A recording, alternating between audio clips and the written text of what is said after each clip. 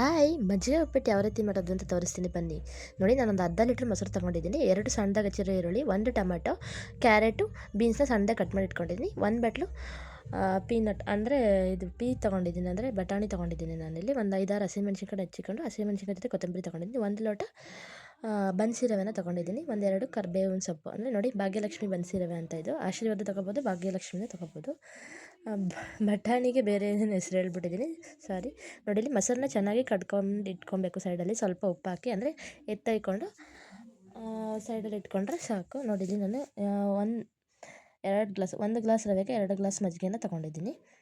ಇದಕ್ಕೆ ಸ್ವಲ್ಪ ಕೊತ್ತಂಬರಿ ಸೊಪ್ಪು ಹಾಕಿ ಸೈಡಲ್ಲಿ ಎತ್ತಿಕ್ಕೊಬೇಕು. ಒಂದು ಬಾಣಲಿ ಎತ್ಕೊಂಡು ಅದರಲ್ಲಿ 1 ಗ್ಲಾಸ್ ರವೆನ ಹಾಕಿ ಚೆನ್ನಾಗಿ ಫ್ರೈ ಮಾಡ್ಕೊಬೇಕು. ರವೆ ಕೆಂಪಗಾಗೋವರೆಗೂ ಕೆಂಪಗಾಗೋವರೆಗೂ ಹುರಿದು ಸೈಡಲ್ಲಿ ಎತ್ತಿಕೊಬೇಕು. ನೋಡಿ ಉಪ್ಪಿಟ್ಟಿಗೆ ರವೆನ ಮೇನ್ ಹುರಿತೀವಲ್ಲ, ಅದನ್ನೇ ಸ್ವಲ್ಪ ಟೇಸ್ಟ್ ಕೊಡೋದು ಅಂತ ಹೇಳಿದ್ರೆ ಸಾಲದು. ಮತ್ತು ಉಪ್ಪಿಟ್ಟಿಗೆ ಈರುಳ್ಳಿನ ಜಾಸ್ತಿ ಹಾಕಿದಷ್ಟು ಉಪ್ಪಿಟ್ಟು ತುಂಬಾ ಚೆನ್ನಾಗಿರುತ್ತೆ. ನೀವೆಲ್ಲ ರೀತಿಯಲ್ಲಿ ಉಪ್ಪಿಟ್ಟು ತಿಂದಿರ್ತೀರ, ಈ ರೀತಿ ಮಜ್ಜಿಗೆ ಉಪ್ಪಿಟ್ಟನ್ನ ತಿಂದು ನೋಡಿ. ನಿಮಗೇ ಯಾರಿಗೆಲ್ಲ ಉಪ್ಪಿಟ್ಟು ಇಷ್ಟ ಇಲ್ವೋ, ಕಾಂಕ್ರೀಟ್ ಅಂತೀರೋ ಅವರಿಗೆಲ್ಲ ತುಂಬಾ ಇಷ್ಟ ಆಗುತ್ತೆ. ಮಾತ್ರ ನಾವಿಲ್ಲಿ ಮಜ್ಜಿಗೆ ಹಾಕ್ಕೊಂಡಿರೋದ್ರೆ ಟೊಮೊಟೊನ ನೋಡಿಕೊಂಡು ಹಾಕ್ಕೊಬೇಕು, ಯಾಕಂದರೆ ಹುಳಿ ಆಗಿಬಿಡುತ್ತೆ.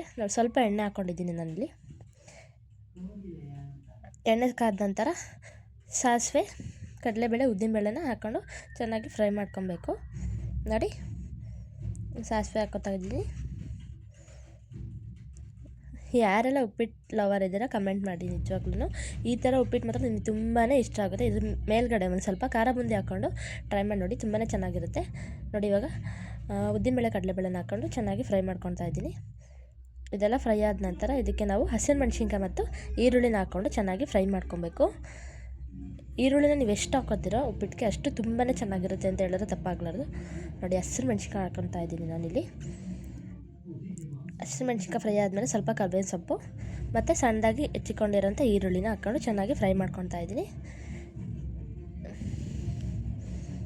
ನಿಜವಾಗ್ಲೂ ನನಗೂ ಉಪ್ಪಿಟ್ಟು ಇಷ್ಟ ಆಗ್ತಾ ಇರಲಿಲ್ಲ. ಈ ಥರ ಉಪ್ಪಿಟ್ಟು ಮಾಡ್ಕೊಂಡು ತಿಂದಮೇಲೆ ನನಗೂ ಉಪ್ಪಿಟ್ಟು ಫೇವ್ರೇಟ್ ಆಗಿದೆ ಅಂತ ಹೇಳಿದ್ರೆ ತಪ್ಪಾಗಲಾರ್ದು. ಒಂದು ಸ್ವಲ್ಪ ನೀರಂಗೆ ಮಾಡ್ಕೊಬೇಕು. ನೋಡಿ ಬಟಾಣಿ ಆ್ಯಡ್ ಮಾಡ್ಕೊತಾ ಇದ್ದೀನಿ ನಾನಿಲ್ಲಿ. ಈ ಉಪ್ಪಿಟ್ಟನ್ನ ಸ್ವಲ್ಪ ನೀರಂಗೆ ಮಾಡಿಕೊಂಡು ಬಿಸಿ ಬಿಸಿ ಇರುವಾಗಲೇ ತಿಂದರೆ ತುಂಬಾ ಚೆನ್ನಾಗಿರುತ್ತೆ. ಇವಾಗ ಹೆಚ್ಚಿಟ್ಕೊಂಡಿರೋಂಥ ತರಕಾರಿನ ಹಾಕೊಂಡಿದ್ದೆ, ಬೀನ್ಸ್ ಮತ್ತು ಕ್ಯಾರೆಟ್ನ ಹಾಕ್ಕೊತಾ ಇದ್ದೀನಿ. ಇದೆಲ್ಲನೂ ಸ್ವಲ್ಪ ಚೆನ್ನಾಗಿ ಫ್ರೈ ಮಾಡ್ಕೊಬೇಕು, ಎಣ್ಣೆಲೇ ಫ್ರೈ ಆಗಬೇಕು.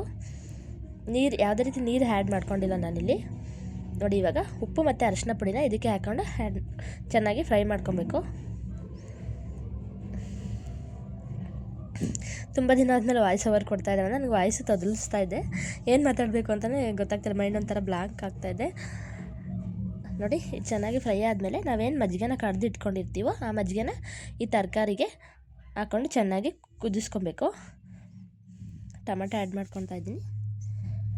ಟೊಮೆಟೊ ಸ್ವಲ್ಪ ಮೆತ್ತಗಾದ್ಮೇಲೆ ನಾವು ಮಜ್ಜಿಗೆ ಹಾಕ್ಕೊಂಡು ಕುದಿಸ್ಕೊಬೇಕು. ನಾನು ಅವರೆಕಾಳು ಉಪ್ಪಿಟ್ಟು ತೋರಿಸಿದ್ದೀನಿ ನಿಮಗೆ ಮೊದಲೇ, ಆದರೆ ಅದಕ್ಕಿಂತ ಈ ಮಜ್ಜಿಗೆ ಉಪ್ಪಿಟ್ಟು ಮಾತ್ರ ತುಂಬಾ ಟೇಸ್ಟಾಗಿರುತ್ತೆ. ನೋಡಿ ಚೆನ್ನಾಗಿ ಕುದೀತಾ ಇದೆ, ನಿಮಗೆ ಗೊತ್ತಾಗುತ್ತೆ. ಯಾವುದೇ ರೀತಿ ನಾನು ನೀರನ್ನ ಆ್ಯಡ್ ಮಾಡಿಲ್ಲ ಇಲ್ಲಿ. ಅದಕ್ಕೆ ತರಕಾರಿ ಎಲ್ಲ ಬೆಂದಾದಮೇಲೆ ನಾವೇನು ಹುರಿದು ಎತ್ತಿಟ್ಕೊಂಡಿರ್ತೀವೋ ಉಪ್ಪಿಟ್ಟು ರವೆನ ಅದನ್ನು ಹಾಕಿ ಚೆನ್ನಾಗಿ ಮಿಕ್ಸ್ ಮಾಡ್ಕೊಬೇಕು. ಫೈನಲಾಗಿ ಲಾಸ್ಟಲ್ಲಿ ತೆಂಗಿನಕಾಯಿ ತುರಿ ಹಾಕಿದ್ರೆ ತುಂಬಾ ಚೆನ್ನಾಗಿರುತ್ತೆ. ಮಾತ್ರ ನಾನಿಲ್ಲಿ ಸ್ಕಿಪ್ ಮಾಡಿದ್ದೀನಿ ತೆಂಗಿನಕಾಯಿ ತುರಿನ, ನೀವು ಬೇಕಾದರೆ ಆ್ಯಡ್ ಮಾಡ್ಕೊಬೋದು. ಈ ಥರ ಮಜ್ಜಿಗೆ ಉಪ್ಪಿಟ್ಟು ನೀವು ಲೈಫಲ್ಲೇ ತಿಂದಿರಲ್ಲ, ಮಾಡಿಬಿಟ್ಟು ನೋಡಿ, ನಿಮಗೆ ತುಂಬ ಇಷ್ಟ ಆಗುತ್ತೆ. ಯಾರೆಲ್ಲ ನನ್ನ ಚಾನಲ್ ನೋಡ್ತಾರೆ ಅವರಿಗೆಲ್ಲ ಹಾಯ್. ಯಾರೆಲ್ಲ ಇನ್ನೂ ನಮ್ಮ ಚಾನಲ್ನ ಸಬ್ಸ್ಕ್ರೈಬ್ ಮಾಡಿಲ್ಲ ಪ್ಲೀಸ್ ಸಬ್ಸ್ಕ್ರೈಬ್ ಮಾಡ್ಕೊಳ್ಳಿ. ಹೀಗೆ ಹೊಸ ಹೊಸ ವೀಡಿಯೋಗಳಿಗೋಸ್ಕರ ನನ್ನ ಚಾನಲ್ನ ನೋಡ್ತಾಯಿರಿ. Thank you, bye.